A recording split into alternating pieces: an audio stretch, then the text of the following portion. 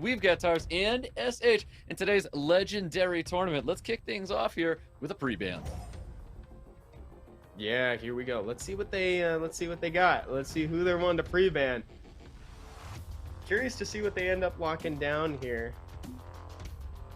First round, baby. Definitely, but no, he goes with the Shizuka, and Shizuka is one of the units that we weren't seeing a lot in that most picked, most banned spots when we look at the players before. But Shizuka's coming out right now into a Narsha and a Wusa. I do like this coming from Taz.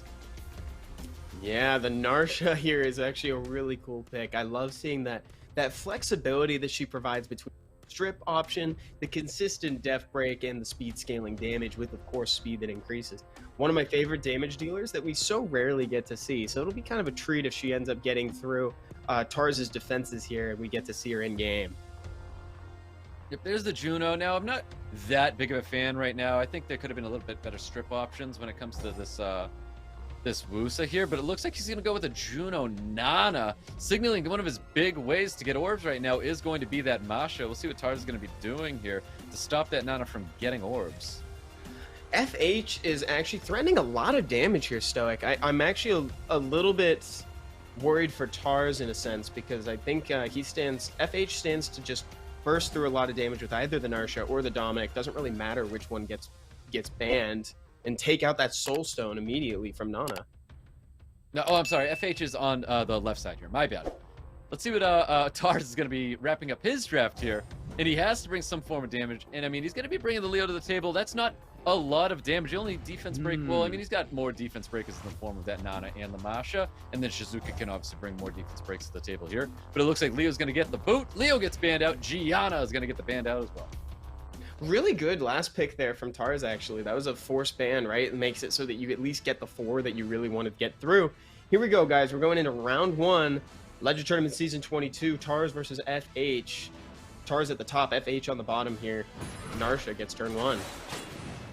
Yeah, this Narsha is something that I was definitely afraid of if I was going to be that Juno. That defense break came out, and immediately that's one of the orbs going to be down here. I knew that Juno was going to get focused out, though. That's what I'm talking about. We talked about this right before we went into the game. FH is just threatening too much damage. It doesn't matter if you can bring one back. You got one and then another. So I think FH has already got this on lock, dude. This is 100% going to be one of those matches where it is down pat, and it happened very, very quickly here. That was almost a dismount on top of the Masha, but Masha just doesn't have enough in the tank here. There's no more sustain on the side of TARS here to keep up that Masha. Once the Masha is going to get dismounted, TARS is going to be in a lot of trouble. Oh, yeah, big time. Here comes the Juno again. She can actually get a pretty nice strip, but unfortunately, I think it might be too little too late here, because he can get the defense break, the kill. He doesn't even go for the dismount, Stoic. He just confirms. He did not need the dismount there. Nasha's able to pump up so much damage capitalizing on those defense breaks as well. It's so crazy to see that. I mean, there were some additional turns in here, but it really didn't matter what kind of damage that FH was putting out here. I'm glad you brought that up. Yeah, there's the procs that occurred were not necessarily the things that won the game. We had the Narsha into the Dom from the very beginning. That's all that it took. There we go. And it's Shizuka versus the world. And that's actually, like, pretty good. She can get some debuffs out, but capitalizing on them, well, that's kind of a tall order. Isn't that the craziest thing about Shizuka there? Like, Shizuka's the only unit left here, but we have to sit here and say, it's not over yet, because Shizuka is able to do some crazy, nutty things here. Doesn't it get the branding effect on to really capitalize on some big damage, though? No 2-turn seed is going to be popping out. Shizuka really needs to start valencing to get a ball rolling here, but there's a lot to worry about when you're staring at a DOMINIC, and that is going to be an FH. Looking down the barrel of a loaded DOMINIC, there's a lot of better places I'd rather be than in that situation there. We saw that coming from a mile away, Stoic. That was just a tough situation. I think that there were a lot of things that you need to consider when looking at what happened with Tars's draft, but could you put your finger on anything that maybe might have been the thing that made it all fall apart for him? So I want to say towards the second round when he was selecting the Juno, he was bringing it in and out, and I was not a fan of the Juno there because I feel like the Juno wasn't enough to really get the ball rolling here. We had already seen the Nana on the field, and I feel like if you're drafting the Nana, you need to secure that ticket saying, hey, I'm getting these orbs back now. I know he wanted to bring a strip to counter the Wusa, but maybe not Juno. I don't think Juno was going to be the unit to provide the utility his team needed. Maybe even like Praha could have been a little bit better, but I know he was afraid of drafting too many water units, and I could definitely understand why he wouldn't take a Praha in that situation. Yeah, I agree with you. It was a little bit too passive when he settled on the Juno. There was not enough damage and not enough dealing with the Narsha. That's I think really what it was. The Juno's too open. You land the defense break and you still have a moment to capitalize on it before she cleanses it and takes a turn. So here we go, guys. We're going into round 2 right now. So TARS can still make something happen, but he's got to get a point on the board right now because, again, the semifinals are best of 3. So we're at game point already for FH. And you can tell that Narsha made an impression. Yeah, 100%. Expected to see double bans like that. Those are 2 powerful units. So with both of those banned, I mean, we could still see Anana getting drafted by either one of these players here, but we shouldn't be looking at a very important lock that Nana down as soon as possible. It's probably going to be that Shizuka Dominic split again. Oh, yeah, and you could do something similar. Oh, here comes the Veronica. I almost forgot that we had more content in the back end from FH. And even though the Narsha's banned, they could get a similar result by doing a Dominic and a Miles. There's so many different ways to get that additional damage in. But it looks like maybe they're going a Mora route instead, locking down a speed lead to not fall too far behind.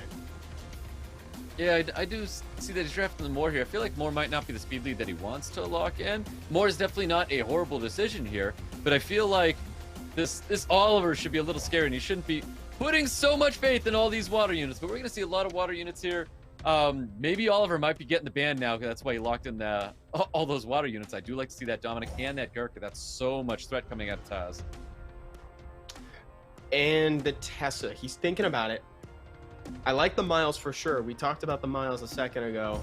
The Miles is a great replacement for the Narsha. They got pre-banned, locks in the Tessarion. I've been loving Tessa recently. Unfortunately, I think it might not see the light of day unless Veronica gets banned. Yeah, Okay, Tessa's going to be something that gotta go for sure. If you let that Tessa through, the Gurkha wouldn't be able to do possible Gurkha things here, but a speed lead for FH, and we've got, I believe, an HP lead for TARS, guys. We've got round 2. Let's see what happens here. Let's go. Veronica taking turn 1. You love to see that third skill go off Stoic. Stripping and resetting everyone for 2 turns. A big proc from Miles. Look at the damage coming out of that Miles. A little bit of attack bar pushback with that more happening there.